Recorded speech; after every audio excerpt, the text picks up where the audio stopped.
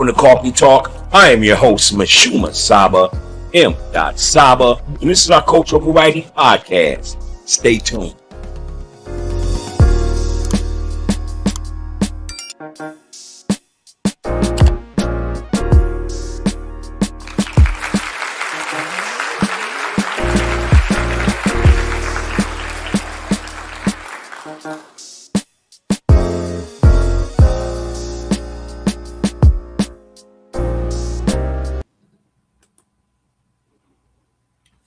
Welcome to Coffee Talk Podcast. Today, we dive into a good read about one of our ancestors. That's W.E.B. Du Bois and his life story from 1868 to 1963.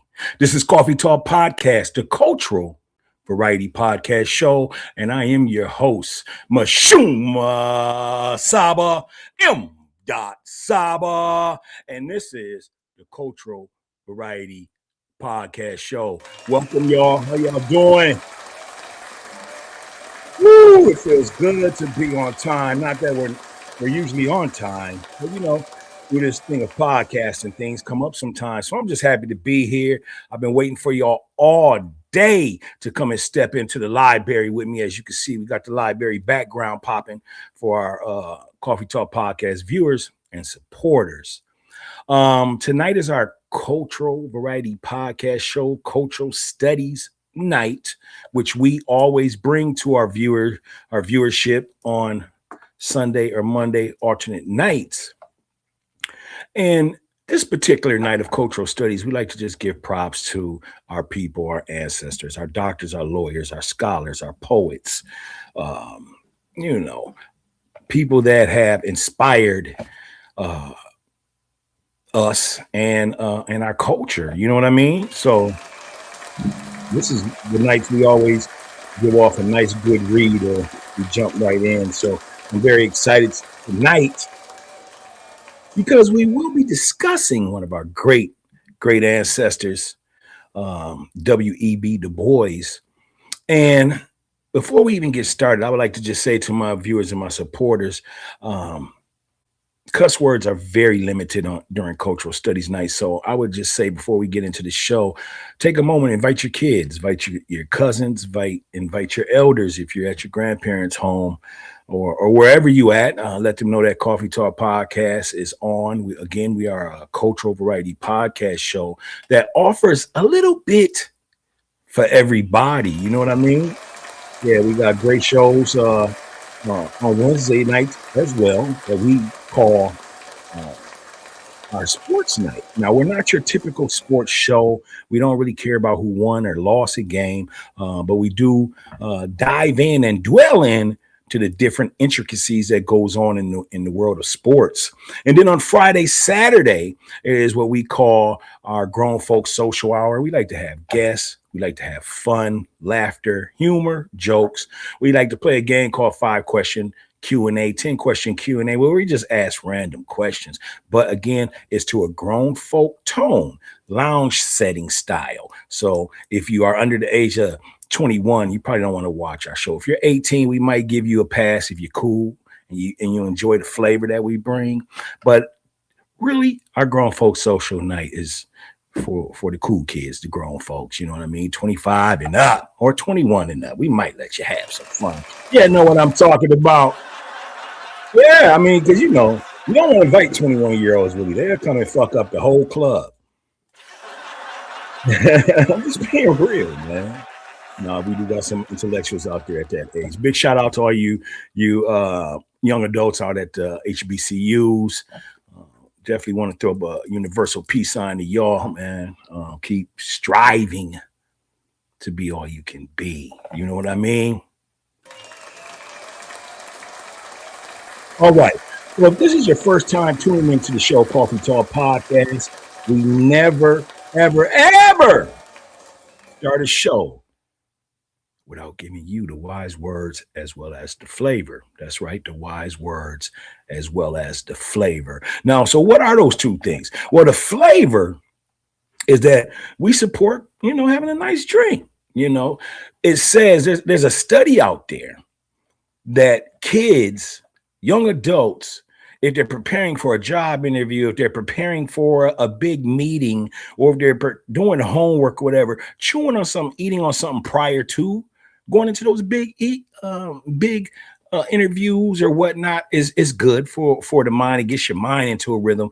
But if you're a young person, I do believe that you should be able to have you something to bite on, snack on, chip or something while you're in those classrooms. Again, eating something and reading something just helps. You know what I mean? And this is just you can check that out as a case study. Eating on something while you're studying is a good thing versus sitting there. You possibly can easily get distracted because you're hungry or whatnot. So make sure when we talk about the flavor, we talk about grab you something to drink, man. Come on in and kick your feet up. So we don't care if you're drinking on some water, wine, smoothie, latte, beer, whatever it is that gets you to relax and calm down and enjoy this intellectual show. You know what I mean? So again, grab your flavor. Come on in, kick your feet up, man.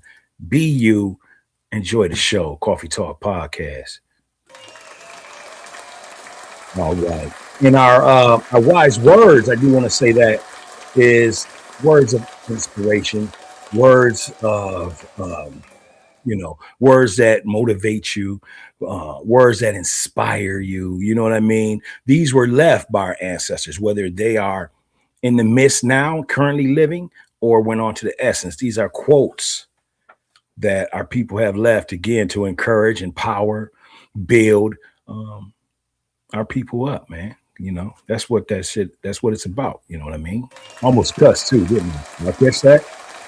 All right, so let's go ahead and just dive right into the show. Because at this point, I feel like I'm rambling a little bit, and I'm here for y'all. You know what I mean? So tonight's flavor is black tea and ginger. That's right, black tea and ginger is what the flavor is tonight. So if you have some black tea and ginger, and you can quickly mix it up, you know what I mean? Go ahead and put that tea bag together or whatever. And again, tonight's flavor is black tea and ginger. Here are the 3 benefits as to why. The 3 benefits of black tea and ginger are, actually, let's call it 5 benefits tonight. The 5 benefits of black tea and ginger is number 1, the black tea and ginger is used to treat migraine headaches. Black tea and ginger can help cure colds. Black tea and ginger improves blood circulation along with refreshes the mind at number 4. And then number 5, black tea and ginger helps speed up the metabolism. It helps with losing weight. So tonight's flavor is black tea and ginger, and those are the 5 benefits of black tea and ginger, which is the flavor.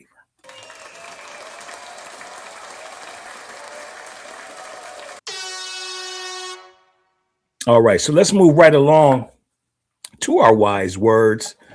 Our wise words come from a brother that was born June 15th, 1969, out of Los Angeles, California.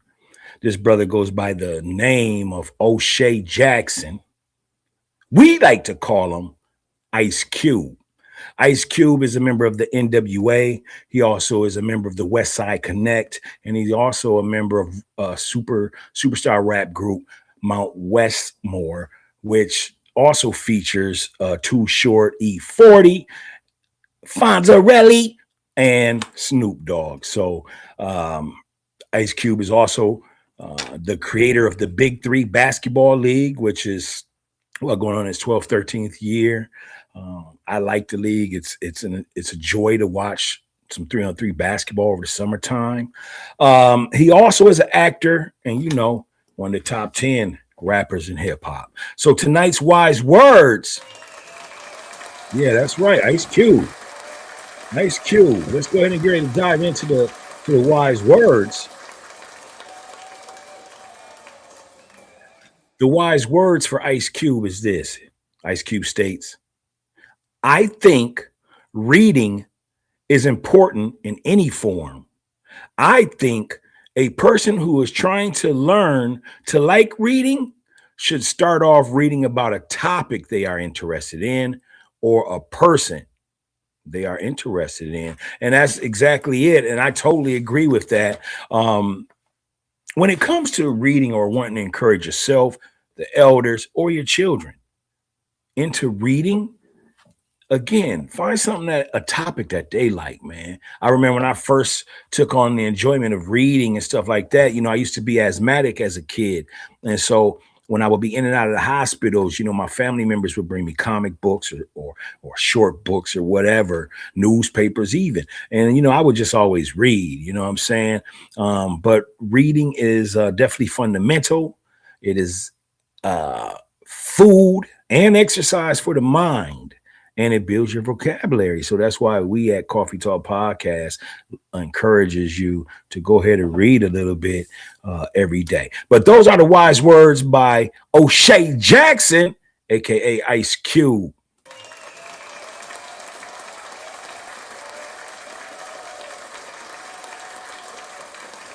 All right, so let's go ahead and dive right into our story tonight. Our story is about W.E.B. Du Bois, and it's going to come out of the book titled Crossing the Danger Water. I'll hold that book up. Maybe you can see it, maybe you can't. There you go. Crossing the Danger Water.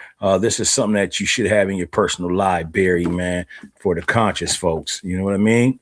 This story is only 3 pages. But what we would like to do tonight is we would like to pause during some of the things that's going to stand out for questions. So if you have any questions, or if you want to just add your thoughts, go ahead and leave that in the chat box. While you're there, make sure you hit the like button. Make sure you subscribe to the show. Again, this is one of the top and dope podcast shows in the nation. And one of the reasons why we love being that mantra is because today, wherever social site you go on, it's built on trying to generate likes and attention, but all of the attention is negative. You know what I mean? And that was one of the reasons why we decided to come up with this podcast, so that we can escape the negativity. That's why we have a little bit of something for everybody on Sunday, Mondays, Wednesdays, Fridays, Saturdays. So we appear 3 times a day. We want to give, or 3 times a week. We want to give everybody a little bit of something that they can get away, come out of the matrix, get away from the negative news, and just enjoy something conscious and free. You know what I'm talking about? Coffee Talk Podcast. All right, so let's go ahead and dive right into W.E.B. Du Bois. If you got about, I don't know, 20 minutes or so, this is for you. All right. And excuse me if I burp again. I think I've been having some small burp issues, but if not, don't worry about it. W.E.B. Du Bois, 1868 to 1963. Throughout his long and influential life, W.E.B. Du Bois remained one of the most significant intellectual forces of his time. Of African, French, and Dutch ancestry, William Edward Bogart Du Bois was born in Great Barrington, Massachusetts, of a family with deep roots in American history. His maternal great-grandfather had been kidnapped from West Africa to Massachusetts and freed during the Revolutionary War. Du Bois' mother separated from his father soon after he was born, and he spent much of his childhood in difficult circumstances, but relatively untouched by color prejudice. While in high school, Du Bois wrote articles for Springfield Republican and the New York Globe. Though he had aspired to attend Harvard after his mother's death in 1885, with the aid of local patrons, he attended Fisk University in Nashville, where he read classics and edited the school newspaper. It was in the South that he first confronted Jim Crow segregation, and during 2 summers teaching in rural areas encouraged the extreme privation of Southern Blacks. In 1888, he was admitted to Harvard, where he studied philosophy with William James and George Santayana, and from which he received his MA in history in 1891. He studied for a year in Berlin and barred from teaching at any of the white universities for which he was qualified. In 1894, he took a position as professor of classics at Wilberforce University in Ohio. The following year, he earned his PhD from Harvard, becoming the first African American to be awarded a doctorate. His dissertation, The Suppression of the African Slave Trade in the United States of America from 1638 to 1870. This was published in 1896. In 1896, Du Bois married Nina Gromer and left for the University of Pennsylvania, where he worked on the Philadelphia Negro, a sociological study published in 1899, and helped found the American Negro Academy. The following year, he moved to Atlanta University, where he would teach for more than a decade, and his son, Brigard Gomer Du Bois, was born. Du Bois died 2 years later. In 1900, his daughter, Nina Yolandi, who would marry the celebrated young poet Count Cullen in 1928, only to separate a year later, was born. Though Du Bois had expressed a strong, albeit rather removed, interest in Black life and culture, after seeing the aftermath of a lynching of a Black man in Georgia firsthand in 1899, his focus became less academic, as he argued. One could not be calm and cool and detached scientists while Negroes were lynched, murdered, or starved. I will say that again. I'm going to read that again. W.E.B. Du Bois stated, one could not be a calm, cool, and detached scientist while Negroes were lynched, murdered, and starved. He began to write letters and petitions against the segregation of schools and travel accommodations. And in 1900, he attached the Paris Exposition and the Pan-African Congress in London, where he first articulated the statement that the problem of the 20th century is the problem of the color line. Already, Du Bois had begun to view African American history in his world historical context. He became increasingly drawn to the views of William Monroe Trotter and others who rejected the policy of accommodation expressed in Booker T. Washington's Atlanta Compromise. In 1903, Du Bois published his most well-known work, The Souls of Black Folk. In a series of eloquent, though highly stylized essays, Du Bois analyzes emancipation and Reconstruction, the role of Black colleges and the Black church, prejudice in the South, which he called an armed camp for intimidating Black folk, and the genius of Black music, especially the sorrow song, which he termed the singular spiritual heritage of the nation and the greatest gift of Negro people. I want to save that, y'all, just for when we get ready to have our discussion. You hear what he said here. W.D.B. Du Bois was talking about the genius of Black music. And so there's some questions I want to have later on after the show. Write down some of the things that you want to question as well. Let's continue. In one of the most controversial essays in the book of Booker T. Washington and others included here, he put the growing rift between Washington and his critics very much in the public's eye, writing primarily for a white audience, the Black intelligentsia. Du Bois employs the analogy of the veil of race to describe the distance between the races. I have stepped within veil, he writes, raising it that you may view faintly its deeper recesses, the meaning of its religion, the passion of its human sorrow, and the struggle of its greater souls. Immediately upon its publication, the book was a commercial and critical success. and brought Du Bois a national audience. The same year, he published the essay, The Talented Tenth, which argued for the education of a Black elite. In the anthology, The Negro Problem, and the following year, his credo appeared in the New York Independent. His prose poem, A Litany of Atlanta, was written after a white mob attacked Blacks in Atlanta in September of 1906. In 1905, Du Bois and Trotter became the founding members of the Nigeria movement. Though the organization dissolved within 5 years, in 1909, Du Bois joined a group of about 50 other prominent Black, white men, and women to form the National Negro Committee, recognized in 1910 as the NAACP. Based in New York, Du Bois became the director of publications and research for the organization, and during the course of the next 24 years was editor of its influential journal.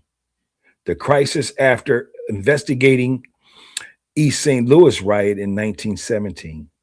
He participated in the silent parade down Fifth Avenue in protest, growing dissatisfied with President Woodrow Wilson's do-nothing attitude towards lynching and the introduction of segregation into government jobs. He wrote in an open letter to the president, "You have now been president of the United States for 6 months.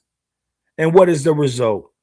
It is not exaggeration to say that every enemy of the Negro race is greatly encouraged.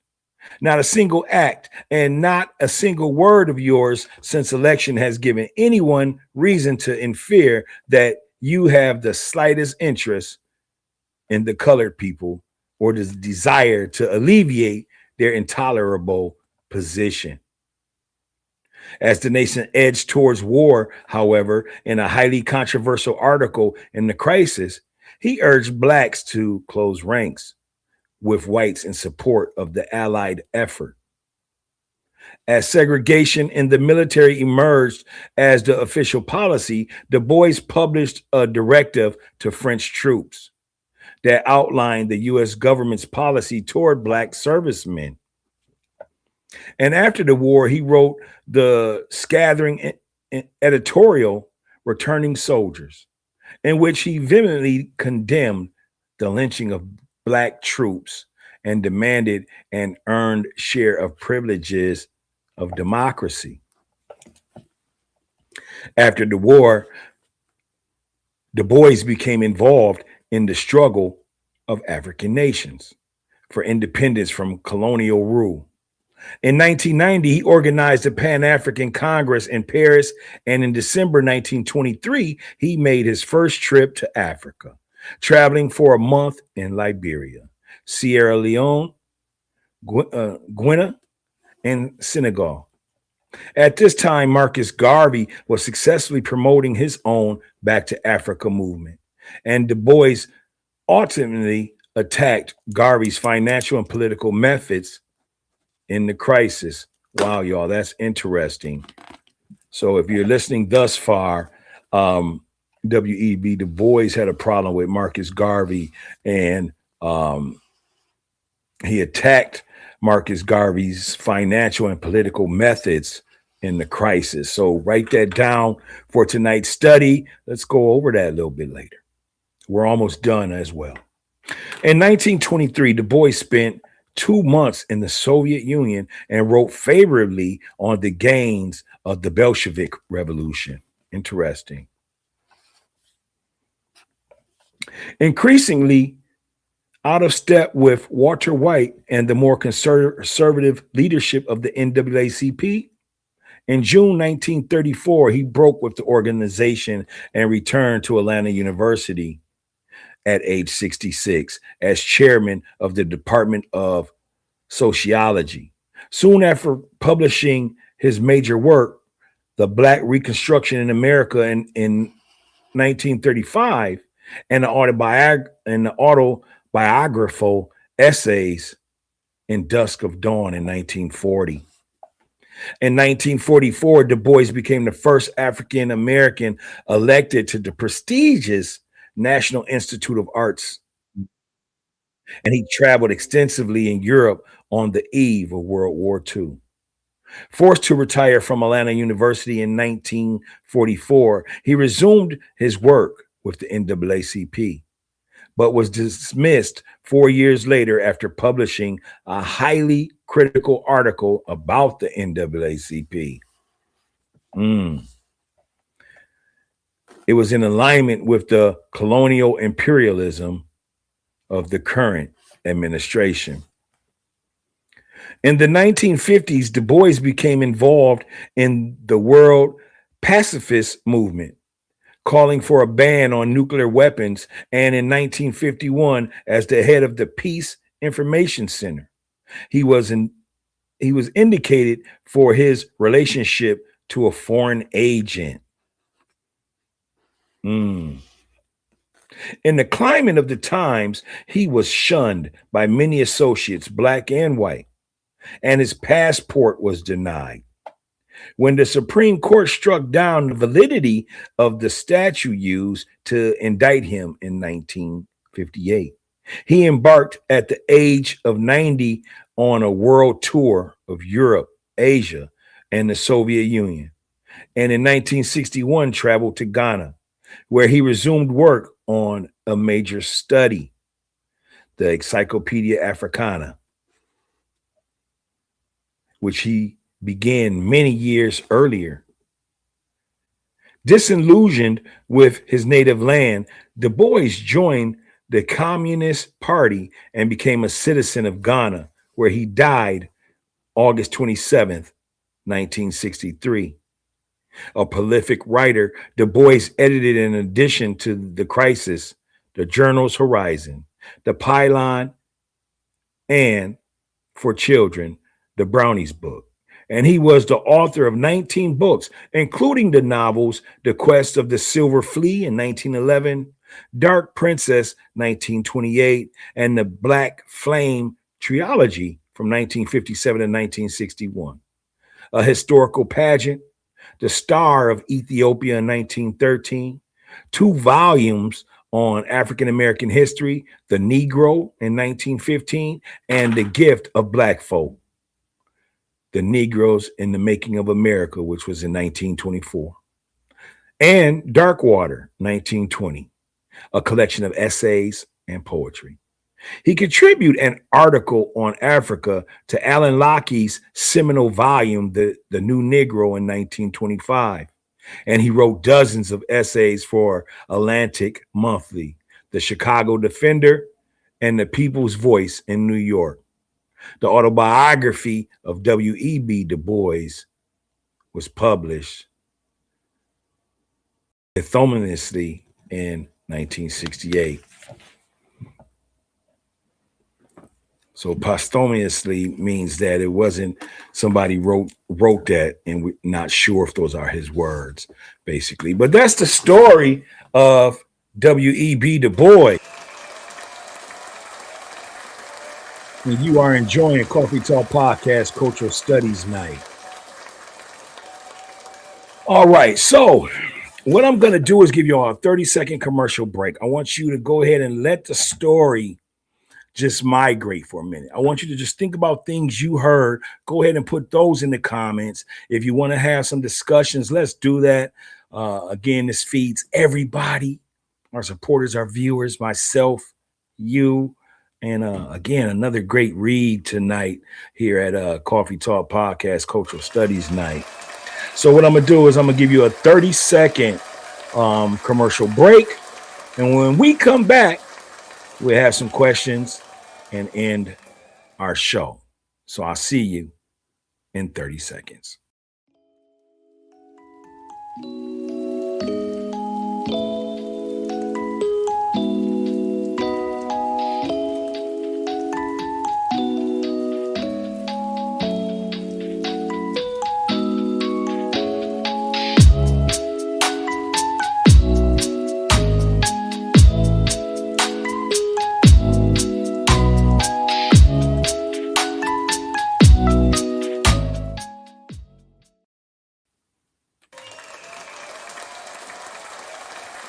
Welcome, welcome, welcome, and thank you for tuning back in the Coffee Talk Podcast, the Cultural Variety Podcast show.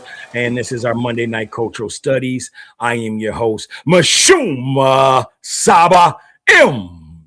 Saba, and this is the Cultural Variety Podcast show.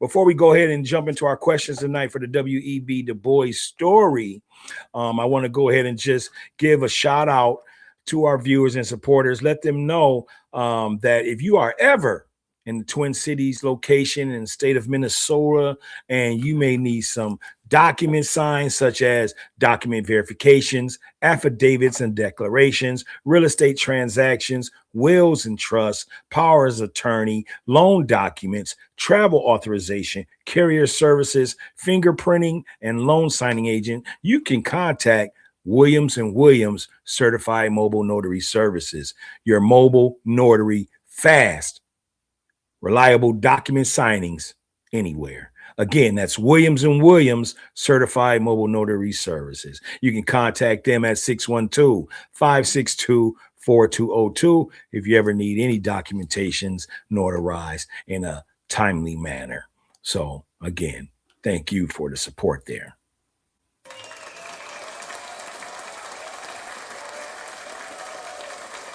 All right, so let's going through the story of W.E.B. Du Bois. Man, some of the things that stuck out to me, man, was I was getting Boulay vibes. You know what I mean? It was just the connections. As soon as he became free, or as soon as his family touched down in Massachusetts, it seemed like they had a connection, and with somebody, but they became I don't want to call it a wealthy family, but obviously they could make moves in Massachusetts. One being the fact that he had inspired to attend Harvard, but he ended up going to Fisk. It seems like he started out wanting to voice the fact that the war was wrong. Now, when I was thinking about the war, I was thinking about how I had heard, and some of my friends, we've had discussions on the Civil War. And, the way United States teaches the Civil War, it was supposed to be about North and South. But there are some cases where people say that, the Civil War was about our people. We were the ones fighting against the French or whatever.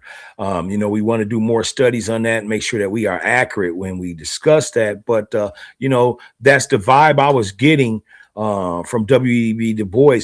Other things that stood out to me was the fact that, we all have to play our role when it comes to freedom. We all have to play our role with gaining knowledge of self. We all have to play our role with freeing ourselves and bettering our culture. And so when he was attacking Marcus Garvey, or questioning Marcus Garvey's finances and how he was going about it, it was quite interesting to me. I would like to know a little bit more about the reason why he had a difference of a feeling. It sounded personally with Marcus Garvey. So I'm sure there's stuff. That's just stuff that, let's go down the rabbit hole and try to find out. And I'm sure that you can find out through a lot of those books and essays that he wrote during that time period. Him also going over to, or him also questioning Marcus Garvey's political methods, that was quite interesting. So I would like to know a little bit more about that. I think he got turned out more when he went to the Soviet Union, but who's to say? But the way he was well traveled in his 90s as well was quite interesting. And then to go back to the NAACP, which was something that he created, right? He created the NAACP, and then to go back and have a falling out with them also is something that we may want to look into if you ever want to know a little bit more about this. I thought it was a great read tonight. I may y'all have liked our show tonight as well. Great read about W.E.B. Du Bois. I'll say this. Tell me what your thoughts are, though. Go ahead and leave those in the comments. Do you think he's a sellout? do you think, what do you think about W.E.B. Du Bois? What do you know about him? How did he help us? You know what I'm saying? Or did he go against a lot of our other ancestors that were really trying to create motion? Otherwise, like um like Marcus Garvey, when Marcus Garvey had built the Star Line ships and we're trying to get our people up out of here to go back to Africa. So again, go ahead and leave your comments about what you think about W.E.B. Du Bois, win, lose, or draw. You know what I mean? And I guess we're just gonna finish up on that for tonight.